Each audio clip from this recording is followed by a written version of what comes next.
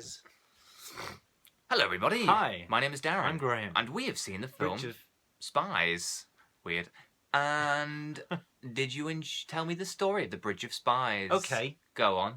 Tom Hanks is a lawyer, and he knows somebody, and... Okay. So, a Russian spy gets caught in 1950s America, which is where they shouldn't be. If you're a Russian spy, don't get caught in 1950s America. Yeah. That's a stern warning for you. Yeah. And so the first... He got caught.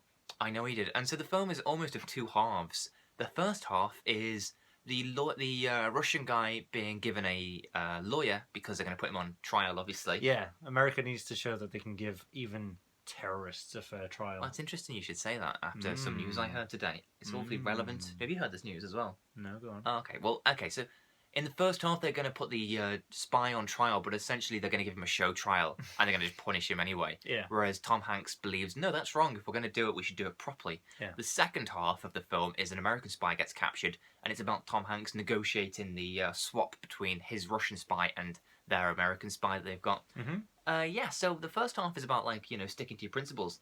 Interesting in the news today, that guy, I don't know his name, but the guy who killed that other guy, Lee Rigsby, Yeah. the one that did the stabbing or whatever they did to kill him, he's in prison His now. head off.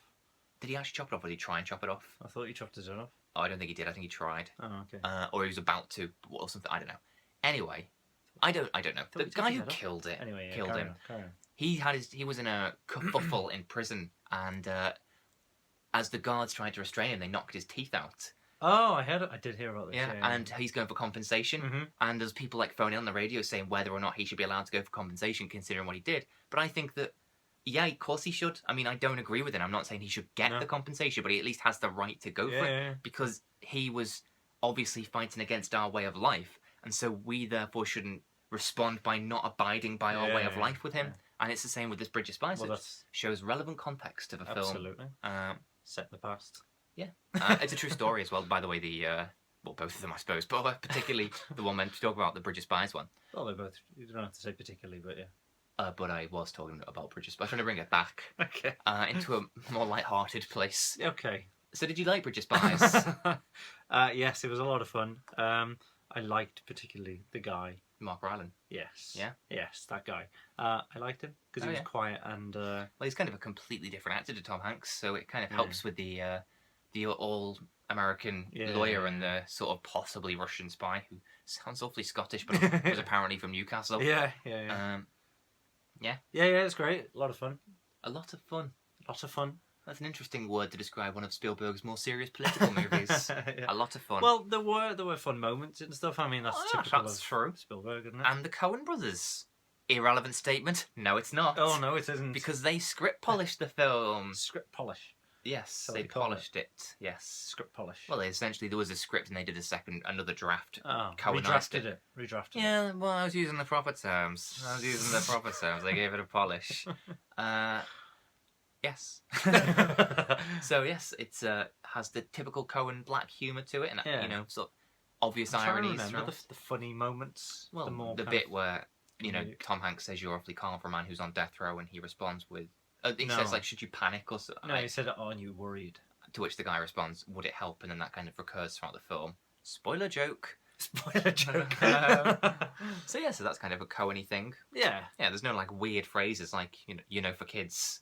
I mean, yeah. You're obviously a big Hoodsucker fan. Graham's actually got the Hoodsucker thing tattooed onto his arm. Yeah, the breakthrough design. Yeah. I'll show you. That is there's no proxy. Actual way to... I'll stand back. Look at them veins. I know, that's horrendous. There you go, right in your face. Yeah. So you should know a thing or two about the Coens. Did you think it was a good script polish by them? Oh yeah. Yeah, really good. Yeah. Yeah. Did you like really Tom Hanks? Really good. Tom Hanks.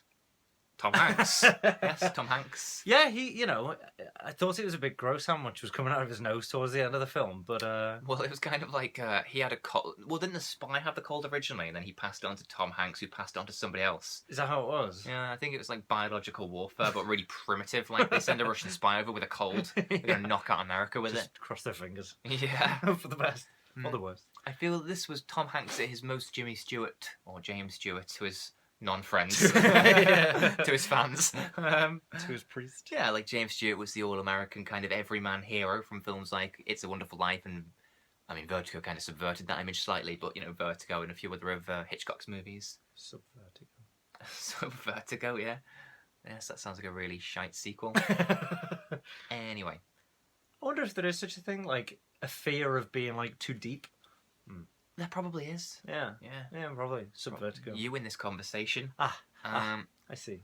Yeah, so, I mean, what was your favourite moment? My favourite moment in this film? It's probably him standing on the bridge, isn't it? Oh, Spoiler yeah, that's alert. No, don't. I mean, it's called Bridge of Spies, and you didn't say who. Somebody stands on a bridge. Yeah. Yes, it was the final shot on the bridge of the man. In between the beams, there was a pause and it faded. And the music's really good by Thomas Newman. Who? Thomas Newman, not John Williams. I know, yeah, what's going on? Imagine. Spielberg and... I know, I mean, it's not the only Williams. film they've not done together, but it's a rare one. And I thought the score was really good by Thomas Newman. I recognised it. Do you remember me saying? Yes, I said, know, I'm sure this is Thomas Newman. Know. You only said it to me just in case you were wrong, but yeah. No, well, I said it out. Well, who was I going to say it to? The fucking turn around to people behind us. This is Thomas Newman. I would have preferred that.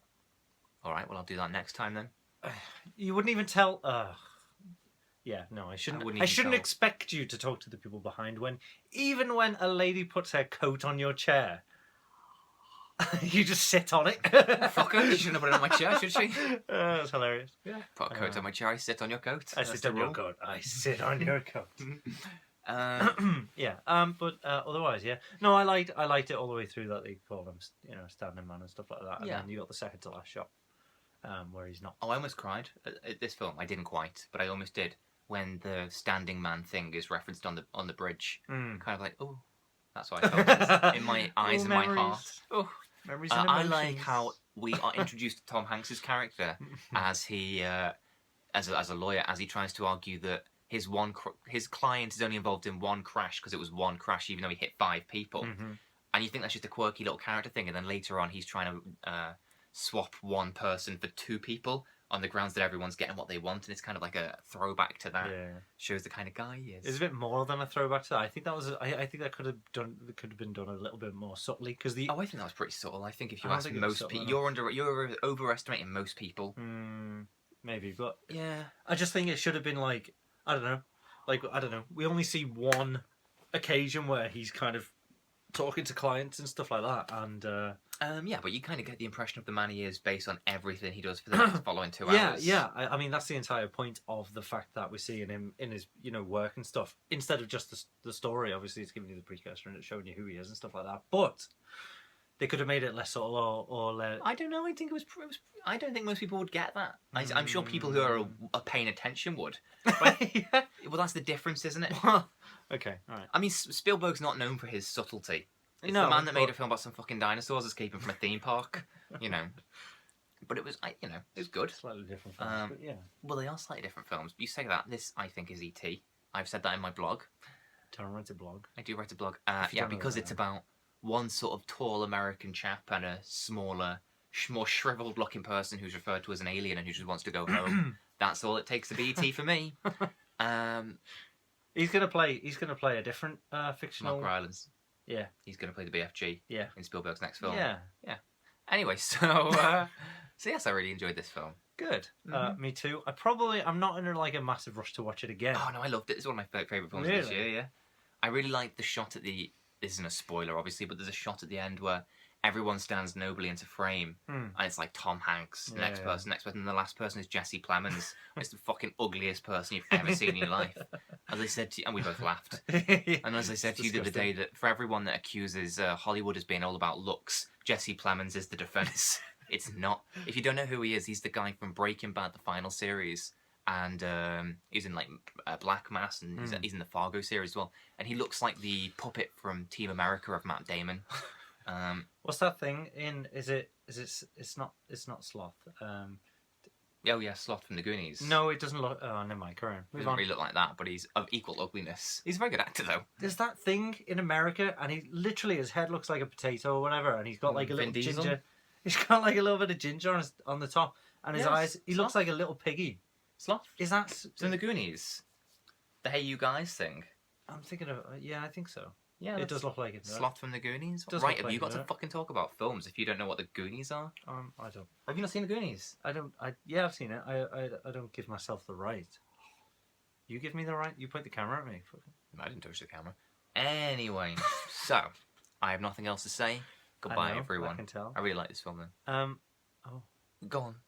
I was just gonna say I'm not in a rush to watch this film again, even though you are. I'm not in a rush to see it again, but I loved it. Yeah. I would happily see it again. Oh no, I loved it too, but it's just I don't know. It's one of those films, and it's just kind of like it's good to let those kinds of films mellow for a while. Yeah, I'm not going to go to the cinema and see it right away. No. But I would be disappointed if I didn't see it again in my life. Yes. Unless it's because I die tomorrow, then that's fine. Is that fine?